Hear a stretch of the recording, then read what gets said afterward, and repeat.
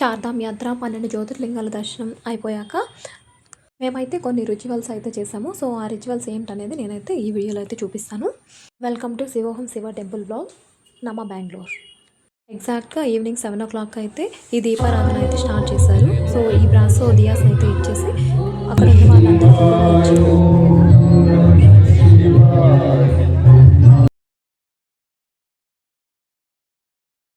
15 minutes పాటు దీపారాధన అయితే చేశాము. సో దీపారాధన అయిపోయాక ఒత్తినైతే తీసుకువెళ్ళి అక్కడ ఉన్న అగ్నిగుండంలో అయితే వేసేయాలి. దీని తర్వాత 7:15 నుంచి అయితే 7:30 వరకు ఇంకా 15 మినిట్స్ వరకు మెడిటేషన్ అయితే చేసాము. 15 మినిట్స్ పాటు ధ్యానం చేశాక చాలా ప్రశాంతంగా అయితే ఉంటుంది మనసు అయితే.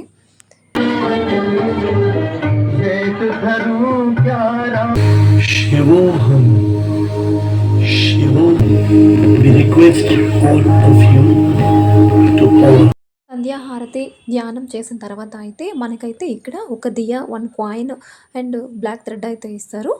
కాయిన్ని తీసుకెళ్ళి అక్కడ మానసరోవర్ అనే ఒక పాండ్ అయితే ఉంటుంది. సో ఆ పాండ్లో అయితే ఆ కాయిన్ అయితే వేసేయాలి. తర్వాత అయితే దియాని అయితే ఆ బౌల్లో పెట్టి అక్కడే ఉన్న కోనేట్లో అయితే వదిలేయాలి. మనకిచ్చిన ఆ బ్లాక్ థ్రెడ్ని అయితే 3 టైమ్స్ అయితే మనకి దిష్టి తీసేసుకొని ఇక్కడ కనిపిస్తున్న దీనిలో అయితే ఈ బౌల్లో అయితే వేసేయాలి.